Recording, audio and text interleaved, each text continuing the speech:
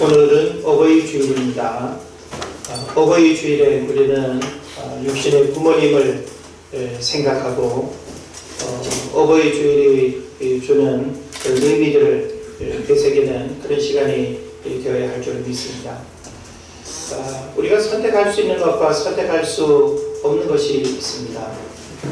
우리가 선택할 수 없는 것 중에 하나가 뭔가 하면 우리가 태어나는 나라, 또 육신의 부모와 형제, 우리가 선택해서 만나게 되는 부분이 아니죠. 때로 우리는 내가 이 나라에 태어났더라면, 혹은 이런 부모 형제를 만났더라면 하는 그런 가정 속에서 우리가 기대감을 가져보기도 하지만, 우리는 선택이 아닌 하나님께서 우리에게 허락하신 이 소중한 만남의 관계들을 우리가 잘 받아들이고, 그리고 또 그 육신의 부모님을 우리가 소중하게 생각하는 그런 마음을 가져야 될 줄 믿습니다. 저는 한 주간 오늘 어버이 주일로 지키는 시간을 이렇게 기다리고 이렇게 준비하면서 과연 어버이 주일의 메시지를 어떻게 준비해야 될 것인가, 그리고 또 어버이 주일의 핵심이 되는 육신의 부모님을 또 많이 이렇게 생각을 하면서 나와 부모의 관계라고 하는 그런 관계성에 대한 부분을 많이 생각을 해보았습니다. 저는 육신적으로 육신의 부모님, 참 제가 어른이 되기까지 살아 또 계셔주셨고, 또 아버님이 먼저 2년 전에 돌아가시긴 했지만 그래도 88세까지 이렇게 사시다가 또 자연사로 이게 큰 고통 없이 돌아가신 일은 또 자식 입장에서는 큰 기쁨이고 행복이다라고 이렇게 생각이 듭니다. 저희 어린 시절 제 기억 속에 부모님을 많이 이렇게 떠올려보면, 저는 농촌에서 이렇게 태어났고 또 농사짓는 부모님 가정에서 성장을 했기 때문에 늘 학교 갔다 돌아오면 집에 육신의 부모님은 잘 안 계셨어요. 늘 밭에 나가 계셨고 들에 나가 계셨고, 그래서 아주 어렸을 때 엄마 아버지가 이렇게 보고 싶으면 있을 만한 이 밭 저 밭으로 이제 찾아 나서는 거죠. 한번 크게 불러봐서 대답이 없으면 저 밭에 있는가 보다. 또 저 밭에 가서 또 크게 불러보면 김 메고 있는, 밭일하고 있는, 그리고 어머니를 복식이 그냥 이렇게 크게 자라면 거기를 헤쳐서 또 가서 이렇게 만나고 돌아왔던 그런 시간들이 기억이 납니다. 가만히 생각을 해보면 육신의 부모님은 늘 그 한 자리에 머물러 있지 않는다라고 하는 사실입니다. 그래서 우리가 살아생전에 부모님을 잘 섬겨야 된다는 그런 이야기를 하는데, 참 우리가 돌아가시고 난 다음에 또 만날 수 없는 그런 시간 속에 우리가 아무리 후회해도 육신의 부모님은 우리가 원하는 시간에 원하는 자리에 기다려주지 않는다라고 하는 사실입니다. 그런 면에서 오늘 우리가 부모님을 통해서 우리가 이 땅에 태어났고, 그 부모님의 가르침과 또 섬김과 그 희생과 헌신을 통해서 오늘 우리가 이렇게 살아갈 수 있다라고 하는 사실은, 우리가 그 부모님의 소중함을 결코 잊어서는 안 된다라고 하는 이제 소중함을 우리가 깨달아야 될 것입니다. 오늘 우리는 어버이 주일로 지키지만 어버이날은 지난주 월요일이었습니다. 날로 따지면 그 일주일이 이제 지나가는 셈이 되긴 합니다만은, 우리는 매년 이렇게 뜻깊은 날들을 기억하면서 어린이날에는 아이들이 즐겁고 행복할 수 있도록, 또 어버이날에는 우리의 부모님을 한 번 더 우리가 생각하고 또 자식의 도리를 제대로 하고 있는지 우리가 돌아보면서 부모님의 은혜에 감사하는 이런 또 시간들을 우리가 갖습니다. 어버이날 자녀들이 부모에게 드리고 싶은 선물들이 많이 있죠. 또 부모 입장에서 받고 싶은 선물이 또 많이 있기도 할 텐데, 설문조사에 의하면 부모님이 자식들에게 가장 받고 싶은 선물은 현금이라고 이야기합니다. 뭐 금액은 많으면 많을수록 좋을 텐데 현금을 선호하는 부모님, 그리고 그 다음으로는 옷. 요즘 뭐 옷이 떨어져서 못 입지는 않음에도 불구하고 늘 새 옷이 주는 즐거움과 행복이 아마 있지 않은가 싶습니다. 그 다음에 건강식품, 그 다음에 효도여행, 그리고 카네이션은 아주 매일 꼴찌가 되고 있습니다.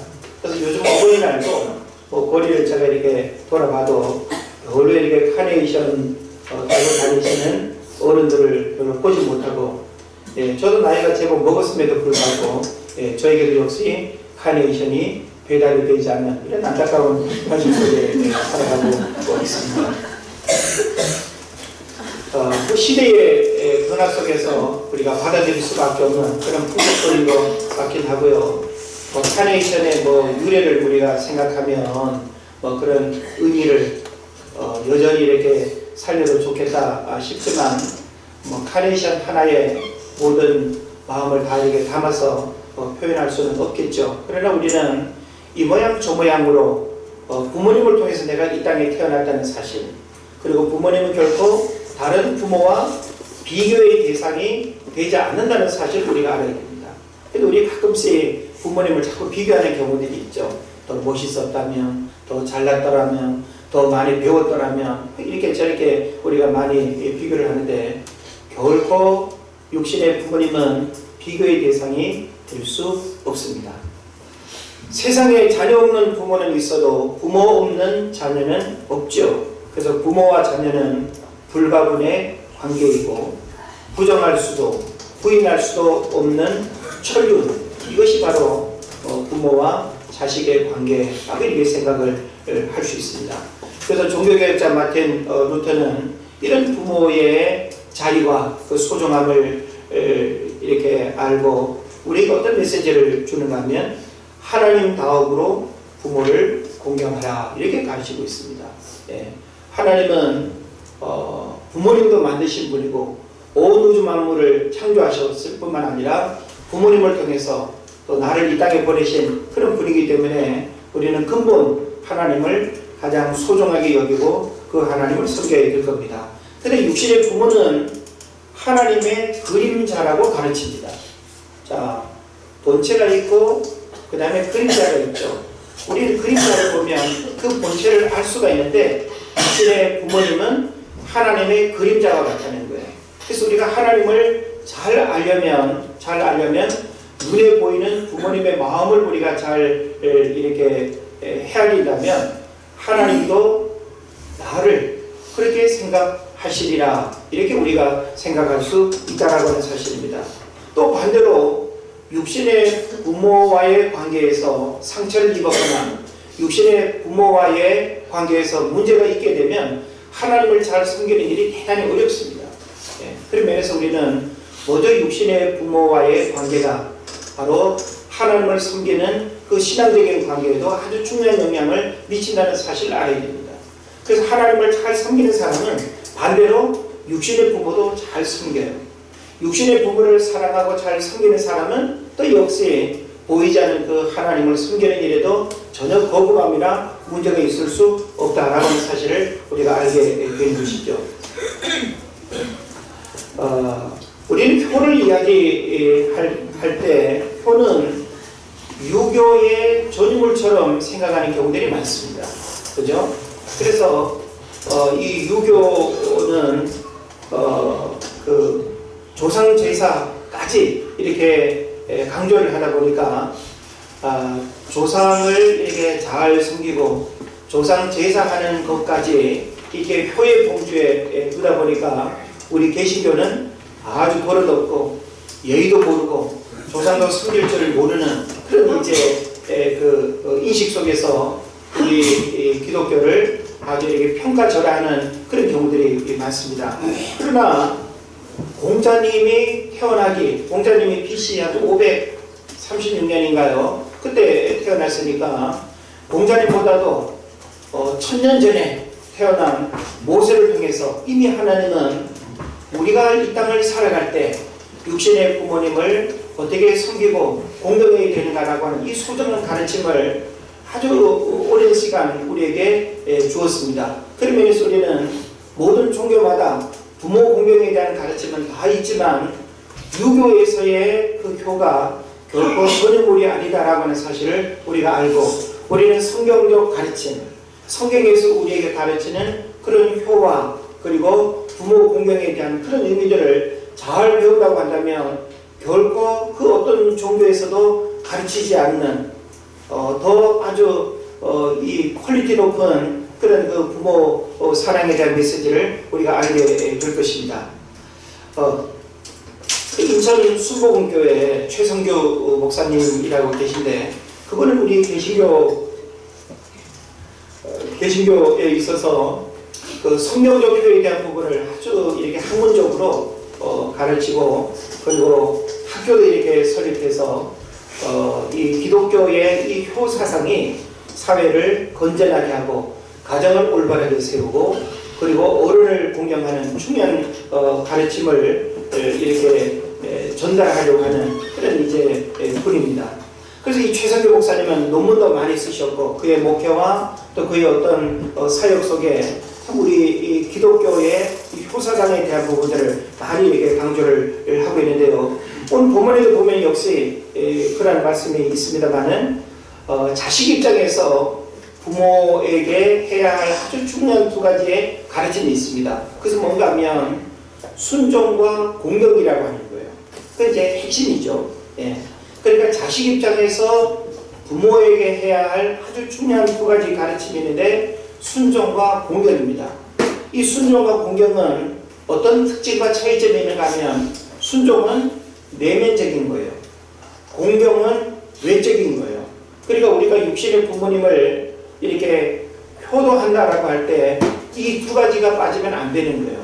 마음으로도 우리가 부모님을 귀히 여기고, 그리고 순종의 이 의미처럼 내면적으로 부모님의 삶을 우리가 귀하게 여기면서, 그리고 엎드리는, 그리고 그 내면적으로 이렇게 거부한다든지 불평하는 것 없는 그런 모습이 필요한 것이죠. 그 다음에 공경이라고 하는 부분이 있습니다. 공경은 외적인 거죠. 외적인 것이라고 하는 것은 뭔가 하면 구체적으로 육신의 부모님에게 필요한 것들을 우리가 도와주고 보살펴드리고, 그리고 또 나눠드리고, 그리고 필요한 문제들을 챙겨드리는, 이게 바로 공경입니다. 만약 우리가 이 순종과 공경이라고 하는 부분에 있어서 내가 자식이기 때문에 혹은 사람들의 어떤 이목이 있어가지고 마음으로는 순종이 없으면서 그냥 돈으로 선물이나 보내고 이렇게 밥이나 이렇게 사드리고 하는 그것만 있다고 한다면 이거는 참 효가 아니겠죠. 그리고 겉으로 부모님을 이렇게 섬겨야 되는 행동적인 부분들이 있어야 함에도 불구하고 그것은 없으면서 나는 마음으로만 부모님을 사랑하고 또 섬기고 또 존경한다고 하면 그것도 안 된다는 거예요.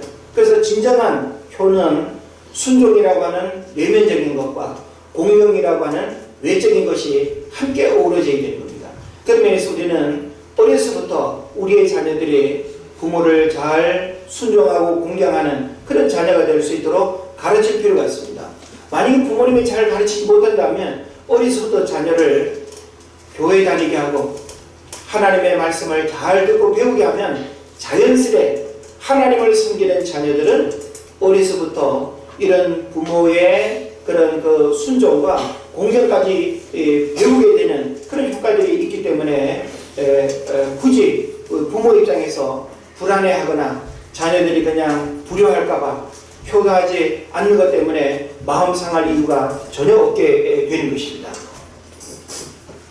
그래서 우리는 좀 더 구체적으로 이 성경에서 자녀들아 주 안에서 너희 부모에게 순종하라. 그리고 또 2절에 보면 내 아버지와 어머니를 공경하라. 그러면서 아주 중요한 두 가지의 가르침을 우리에게 주고 있다는 사실을 제가 설명을 드렸습니다. 여기 공경하라라고 하는 말을 우리가 좀 더 좀 깊이 있게 이해를 하기를 원하는데, 이 공경하다라고 하는 이 말은요 무겁다라고 하는 그런 뜻을 가지고 있습니다. 무겁다. 그래서 이 무겁다라고 하는 이 말은 우리 뇌장 중에 간이 있죠. 간이라고 하는 이 뇌장이 가장 무거운데, 이 간이라고 하는 이 카보드라고 하는 말과 그 다음에 공경하다라고 하는 카베드라고 하는 말은 같은 어원의 뿌리를 가지고 있습니다. 그래서 우리가 부모님을 무겁게 여긴다라고 하는 이 말은 뭔가 하면 우리 삶에 선택해야 될 수많은 일들 가운데 부모님을 공경하는 일을 가장 중요하게, 무겁다라고 하는 이것은 가장 중요하게 여겨야 된다라고 하는 그런 의미가 있는 것입니다. 그래서 우리가 성경을 보게 되면 참 이 부모 공경에 대한 참 많은 가르침들이 뭐 잠언서에도 많이 나오고 여러 어떤 사건과 일들 중에서도 우리가 살펴보게 되는데요. 우리가 적극적인 효도법으로는 어떻게 해야 될까요? 적극적인 효도법으로는 오늘 본문에서도 몇 가지를 우리에게 가르칩니다만은 공경하는 것, 그리고 절대 순종하는 것, 또 말뿐 아니고 실천하며 또 순종하는 것, 또 역경 가운데서도 공양할 것, 또 부모의 교훈을 들을 것, 기쁘고 즐겁게 해드릴 것, 이런 부분들은 바로 자녀들 입장에서 우리 육신의 부모님을 이렇게 적극적으로 행해야 할 아주 중요한 가르침으로 우리에게 가르쳐 주고 있습니다. 또 소극적인 어떤 효도법도 있는데, 이 소극적인 효도법은 근심과 염려를 끼치지 말 것, 노후에 요셉이나 룻과 같이 더 잘 공양하고 업신여기지 말고 교훈을 잊지 말 것, 비록 부모가 버리는 한이 있어도 원망치 말고 하나님을 바라볼 것. 참 이 부분은 되게 어려운 부분일 수 있어요. 내가 분명히 부모님을 통해서 내가 이 땅에 태어났는데 그 육신의 부모가 나를 버려서 내가 입양 양자로 간다든지 혹은 입양이 돼가지고 해외에서 이렇게 성장하게 될 때 참 부모에 대한 어떤 원망을 가질 수 있잖아요. 그죠?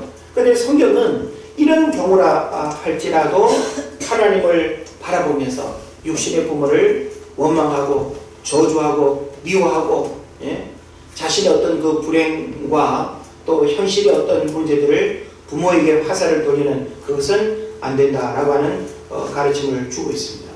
자, 우리는 이런 여러 가지 부모 공경에 대한 이제 가르침을 우리가 생각을 해보면서 왜 우리는 부모를 공경해야 되는가라고 하는 부분을 좀 생각을 해봤으면 좋겠습니다.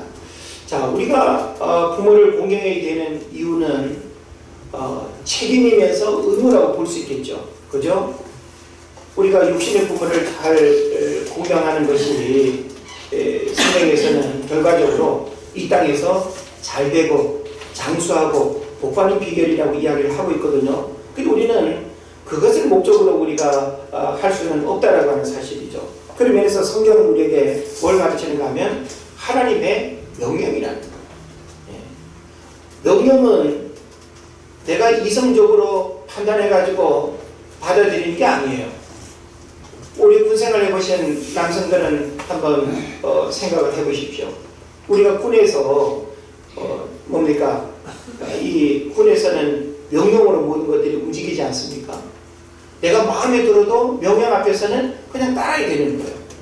명령은 내 생각이, 내 방법이 소용이 없습니다. 그냥 명령권자의 말을 들어야 하는 것, 이게 바로 명령이죠. 그럼 우리가 모세를 통해서 이스라엘 백성들에게 10가지의 계명이 주어졌습니다. 1계명부터 4계명까지는 뭐죠? 우리 인간이 하나님을 어떻게 잘 섬겨야 되는가라고 하는 그 하나님과의 관계에 대한 계명입니다. 그 다음에 5계명부터 10계명까지는 이웃과의 관계, 사람과의 관계에서 어떻게 해야 될 것인가라고 하는 게 바로 6가지 계명이거든요.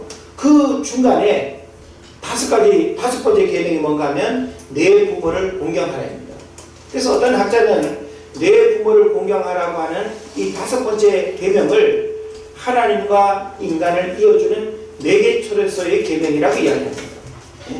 그리고 우리 인간이 지키고 행해야 될 모든 계명 중에 가장 으뜸이고 가장 첫 번째 계명이 역시 내 부모를 공경하라고 하는 것이라고 또 이야기합니다.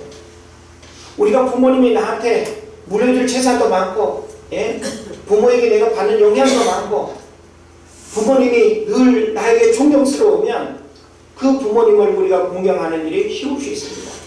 그런데 부모님이 늘 나에게 스트레스를 주고 부모라 할지라도 자식에게 아무런 도움이 되지 못하고 늘 괴로움만 주고 고통만 준다라고 할 때 그 육신의 부모를 섬긴다는 거 굉장히 어려울 수 있습니다. 고민하면서 내가 이런 부모님을 내가 섬겨야 되는가? 내가 이런 부모님을 어버이날을 맞이해서 찾아가고 용돈 드리고 선물하고 내가 그렇게 기쁘게 드려야 되는가? 그런 고민이 우리에게 있을 수 있습니다. 그런데 성경의 가르침은 뭔가 하면 육신의 부모가 어떠하든지 육신의 부모가 나에게 어떻게 했든지 우리가 부모를 공경하는 이 일은 하나님의 명령이다.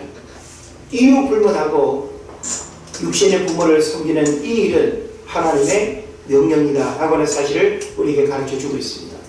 또 왜 우리는 부모를 공경해야 할까요? 부모는 자녀를 사랑과 희생으로 양육하셨기 때문에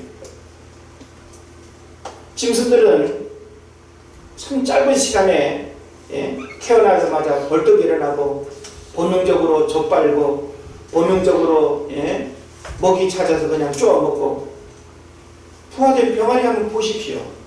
몇 년 전에 제가 부화기에다가 이 병아리를 제가 부화시켜 보니까 그냥 병아리 뭐 쉽게 돈 주고 이렇게 사서 키우던 것하고 제가 한 21일간 이렇게 기다려서 부화되길 기다린 후에 부화된 그 병아리는 마음이 다르더라고요.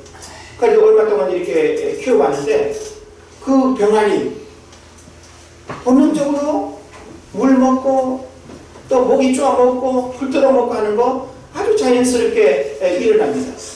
근데 사람은 어떻습니까? 태어나서 독립하는 그 시간까지 얼마나 많은 손길과 마음길과 그죠? 여러 가지 환경을 만들어줘야 하고 구체적으로 돌봐야 하는 그런 일들이 얼마나 많은지 모릅니다.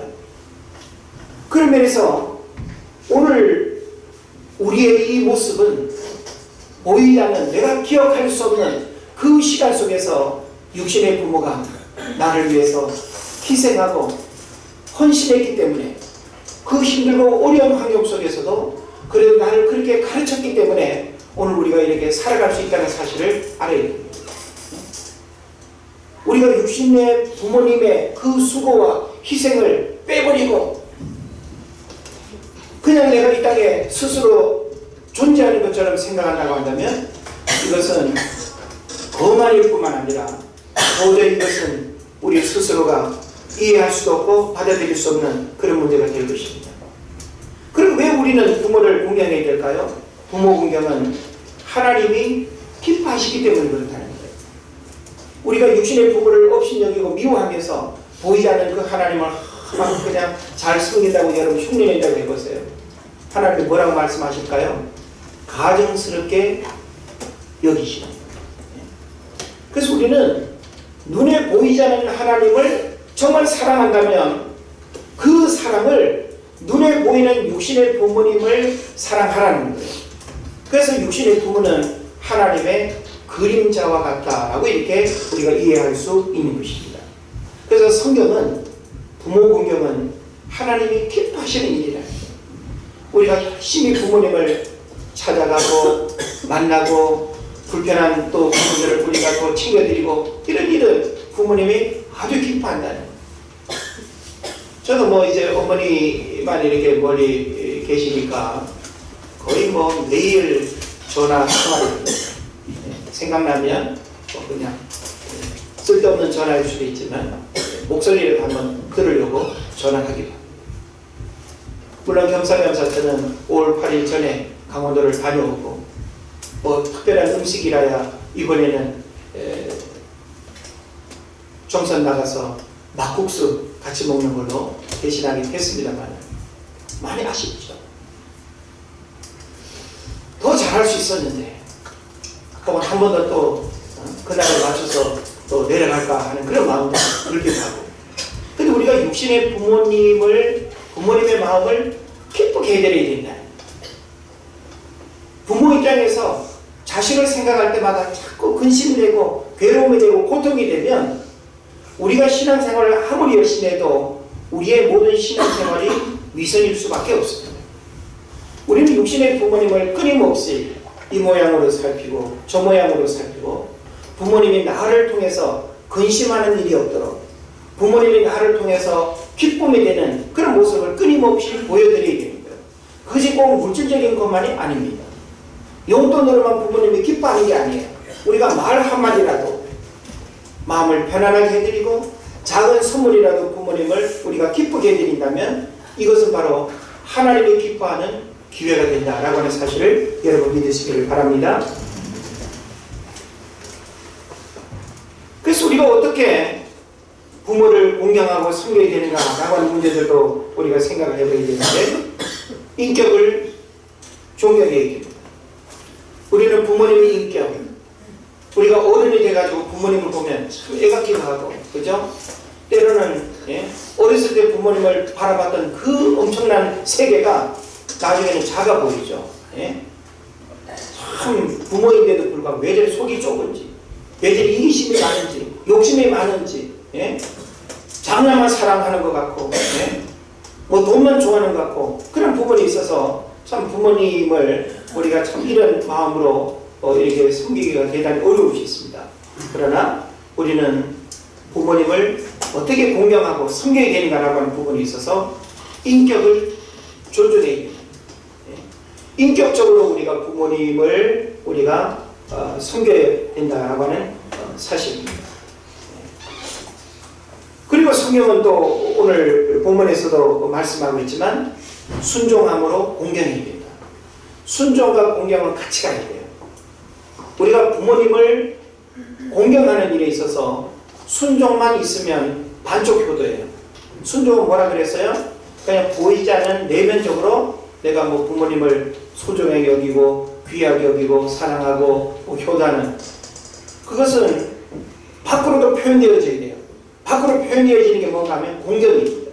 그래서 진정한 효도는 순종과 공경이 함께 어우러져야 된다는 거예요. 그래서 우리는 우리의 자녀들도 이런 부분들을 어느 시기까지는 분명히 가르쳐야 될 필요가 있습니다. 거만하게 그냥 선물이나 툭 던져놓고 부모가 그 자식들의 마음을 헤아려 봤을 때 내면적으로는 부모님을 사랑하고 귀하게 여기는 마음도 없이 어버이날이라고 그냥 선물이나 형식으로 툭 던져놓고 돈이나 그냥 보낸다고 한다면 그 공경 앞에 우리가 감동을 받을 수 있겠습니까? 우리는 작은 선물 하나라도 그 선물이 어떻게 나에게 전달이 되며 또 마음이 어떠한가라고 하는 사실을 우리는 다 헤아리게 됩니다. 그런 면에서 우리는 눈에 보여지는 선물과 그 선물이 전달되는 그 자식들의 마음까지도 헤아리는 이런 감동이 있어야 된다고 하는 것을 우리가 알아야 되는 것입니다. 우리가 기독교 역사를 보게 되면 참 위대한 어머니들 많습니다. 위대한 어머니를 통해서 위대한 자식들이 태어나죠. 위대한 부모 없이 위대한 자식이 되어지는 경우는 없습니다. 여러분 자녀들이 하나님을 잘 섬기는 자녀가 되길 원한다면 부모가 하나님을 잘 섬겨야 돼요. 부모가 하나님 앞에서 올바른 삶을 살지 못하면서 자녀가 올바르게 되기를 원한다. 자녀가 부모보다 그 이상의 삶을 살기를 원한다라고 하는 것은 이것은 어불성설입니다. 그런 면에서 사실 부모 입장에서 먼저 본을 보인다는 것, 먼저 자식들이 닮아갈 수 있는 삶을 살아간다는 것 쉬운 일은 아닙니다. 그러나 우리는 그렇게 하지 아니하면 우리의 신앙의 문제든지 인격적인 문제든지 삶의 모든 가치들은 부모를 통해서 자녀들에게 그대로 전달된다라고 하는 사실을 우리가 생각해 보면서 더 하나님 앞에 성숙한 모습으로 그리고 하나님 앞에 더 우리가 모범을 보일 수 있는 그런 모습으로 우리가 살아가야 될 것입니다. 그러면서 우리는 참 위대한 그 어머니, 육신의 그 부모님들을 우리가 이렇게 만나게 되는데 참 그 부모님의 삶을 우리가 다 흉내내고 따라갈 수는 없겠습니다만은 대표적으로 우리는 그 오거스틴의 어머니 모니카, 우리 한번 좀 기억을 해야 될 것 같고요. 요한 웨슬리의 어머니 수산나, 그런 여인들도 참 위대한 어머니였습니다. 자식들이 그냥 10몇 명 되는 아주 대가족 하에서도 하나님 중심으로 자녀들을 아주 이렇게 맞춤 형식으로 그 아이들의 재능과 성격과 기질과 그런 것들을 잘 살피고 그 아이들을 지극정성으로 잘 키워서 요한 웨슬리를 비롯해서 찰스 웨슬리라든지 그 어머니 수산나의 기도와 헌신을 통해서 위대한 자녀들이 그 집안에서 많이 배출된 것입니다. 오거스틴의 어머니 모니카도 역시 마찬가지입니다. 오거스틴이 젊은 날 가출을 하고 부모를 등지고 18년이라고 하는 긴 시간 동안 방탕한 생활을 했습니다. 그리고 또 마니교라고 하는 이단에 빠져가지고 영적으로도 완전히 망가진 이런 삶을 살아갈 때 그 어머니가 할 수 있는 일은 하나도 없었습니다. 찾아가서 만날 수도 없고 만난다고 한들 그 자식을 돌이킬 수도 없는, 그래서 그 어머니가 유일하게 한 일은 자식을 위해서 기도하는 것밖에 없었습니다. 그래서 그런 말이 있죠. 자식을 위해서 눈물로 기도하는 그 기도는 자식을 망하게 하지 않는다는 것입니다. 사실 우리 부모 입장에서 막연하게 그냥 자식들이 잘 되기를 바라는 그런 기대감은 우리가 갖는데, 자녀를 위해서 우리가 기도하는 그런 부분은 너무 이렇게 약하지 않습니다.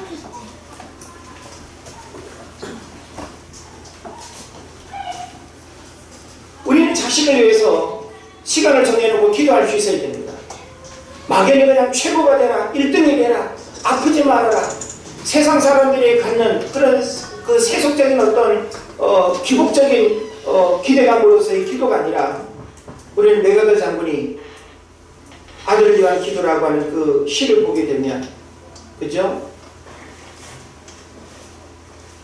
고난 가운데 두려워하지 않는 아들, 너그러운 마음을 가질 수 있는 아들, 용기를 가지고 살아갈 수 있는 아들, 참 어찌 보면 그런 부분들이 훨씬 더 중요한데 우리는 그냥 최고가 되는 1등만 이렇게 강요하는 그것이 우리에게 있어서 기도의 중보가 된다면 참 안타까운 기도 제목이 되리라고 생각을 합니다.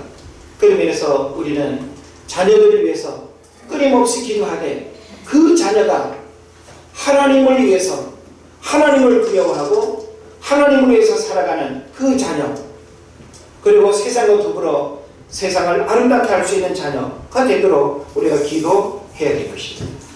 그리고 마지막으로 오늘 우리가 살펴보기 원하는 것은 부모를 공경하는 자에게 약속된 축복입니다.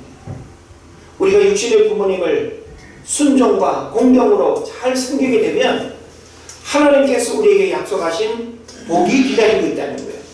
이 복은 결과적으로 그냥 자연스레 우리에게 오는 것이지, 과정은 우리가 무시한 채 그 복만을 우리가 기대한다고 한다면 그 복은 절대 우리에게 오지 않습니다. 우리가 육신의 부모님을 잘 섬기면 이것은 자연스레 그냥 결과적으로 우리에게 주어지는 복이라는 것입니다. 성경이 우리에게 뭘 가르칩니까? 에베소서 6장 1절 3절에서 말씀하고 있죠. 내 아버지와 어머니를 공경하라. 이것이 약속 있는 첫 계명이니 이는 내가 잘되고 땅에서 장수하리라. 두 가지의 복을 우리에게 약속하고 있습니다. 첫째로는 장수의 축복입니다. 장수의 축복. 자, 우리가 사무엘상을 보게 되면 엘리 제사장의 두 아들 홈니와 비느하스를 우리가 보게 되는데요. 그들은 육신의 부모를 없이 여길 뿐만 아니라 하나님을 섬기는 신앙도 실패했습니다. 그래서 성경에서는 엘리의 두 아들을 성경에서 뭐라고 표현하는가 하면 엘리의 두 아들은 불량자라 이렇게 표현하고 있어요. 여기서 불량자라고 하는 말은 영적으로 타락한 자, 이보다 더 우리가 좀 아주 원어적으로 표현한다면 마귀 자식, 이런 의미를 담고 있는 거예요. 아니, 영적 지도자인 엘리 제사장의 두 아들이 마귀 자식이라고 한다면 얼마나 그 부모가 자녀 교육을 잘못했으면 어떤 가정의 배경인가 라고까지 우리가 생각을 할 때 대단히 안타까운 모습임에 틀림이 없는 것입니다. 그래서 결국 하나님의 심판으로 두 아들 죽게 되죠. 그리고 그 엘리 제사장도 아주 불행하게 죽음을 맞이합니다. 또 우리가 성경을 보게 되면 다윗의 아들들 가운데 압살롬, 우리가 압살롬을 보게 되면 성경에서 엄청난 아주 미남입니다. 외모의 압살롬을 따라갈 만한 사람이 없습니다. 그런데 압살롬이 어떤 아들이었죠? 부모에게 반역했습니다. 부모를 죽이고 왕이 되려고 하는 아주 나쁜 아들이죠. 그 결국은 이 압살롬이 불행하게 전쟁터에서 도망가다가 머리를 멋지게 그냥 말아 올리고 금가루를 그냥 발라가지고 아주 헤어스타일을 멋지게 하고 다녔는데 그 멋진 그 머리가 말을 타고 달리다가 나무까지 탁 걸리면서 목매달리듯이 그냥 죽었습니다. 불행이죠. 그러니까 성경은 우리에게 육신의 부모를 업신여기지 않고 순종하고 공경하고 잘 섬기게 되면 장수의 복을 우리에게 약속하고 있습니다. 여러분 오래 살기 원하십니까? 건강하길 원하시나요? 육신의 부모님을 하나님을 섬기는 마음으로 잘 섬겨보십시오. 그러면 성경은 생명의 주인 되시는 그 하나님께서 이 땅에서 장수의 복을 약속하고 있다는 것입니다. 그 다음에 또 아주 중요한 가르침이죠. 잘 되는 복을 약속하고 있습니다. 여러분 잘 된다는 게 뭔지 아시죠? 잘 된다는 건 뭘까요? 내가 마음으로 소원하고 기대하는 일이 이루어지면 그게 잘 되는 거 아니겠어요? 내가 마음으로 원하는 일이 다 그냥 어그러지고 파토가 나면 얼마나 우리가 짜증나고 고통스럽습니까? 그리고 우리가 행복이라고 하는 것은 내가 마음에 소원하는 일들이 잘 이루어지는 것이 행복인 거예요. 그와 같은 일은 우리의 선택과 노력에 의해서가 되는 것이 아니라 성경은 하나님께서 잘 되는 복을 부모를 공경하고 순종하는 자에게 주시는 축복으로 말씀하고 있다는 사실입니다. 우리가 창세기에 보게 되면 요셉이 바로 그런 인물 아니겠어요? 요셉은 13년 동안 종살이, 옥살이를 이렇게 경험하고 형들로부터 그냥 은 20냥에 그냥 팔려가지고 얼마나 고통스러운 인생을 살았습니까? 그럼에도 불구하고 결국 이 요셉을 통해서 70명의 가족들이 기근이라고 하는 그 환경적인 그 절망 가운데서 구원을 받는 그런 역사들이 일어나죠.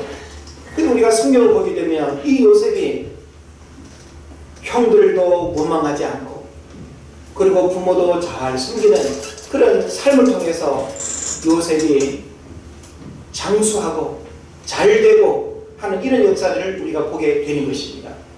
오늘 우리는 참 미래에 우리 삶에 참 얼마나 많은 일들이 일어날지 모릅니다. 특히 4차 산업혁명으로 불려지는 앞으로의 삶은 엄청난 변화의 그 변화들이 예상이 되고 있습니다. 어찌보면 우리의 어떤 노력으로는 우리가 원하는 바를 이룰 수 없고 우리가 땀 흘려 수고하는 바로는 우리가 목적하는 바를 이룰 수 없는 그런 시대 속에 우리가 살아가고 있습니다. 그럼 우리가 잘 되기 위해서는 어떻게 해야 될까요? 이런 시대 환경 속에서도 잘 될 수 있는 비결은 부모를 공경하고 하나님을 잘 섬기는 그 삶 가운데 하나님께서 잘 되고 장수하는 복을 약속하고 있다라고 하는 사실입니다. 그런 면에서 우리 은혜절교회 모든 성도들 특별히 어버이 주일을 맞이하면서 육신의 부모를 순종하고 공경하는 것, 이것은 하나님의 명령이고 우리에게 주어진 책임이고 의무이며 하나님의 기뻐하시는 이름을 우리가 알고, 여러분 육신의 부모님이 살아계시다면 육신의 부모님 친가든지 혹은 또 처가든지 양가의 모든 육신의 부모님을 한결같은 마음으로 잘 섬기십시오. 그리고 그 육신의 부모님이 안 계신다면 우리 교회 안에 육신의 부모님 연세가 되시는 어른들 부모님 섬기는 마음으로 잘 섬기십시오. 그리고 보이지 않는 그 하나님을 한 부모님을 섬기는 마음으로 잘 섬기십시오. 그러면 이와 같은 섬김과 이런 공경을 통해서 하나님이 예비하신 영적 축복의 역사들이 우리 삶 가운데 흘러갈 줄로 믿습니다. 이런 은혜가 있기를 주의 이름으로 축원을 드립니다. 기도하겠습니다.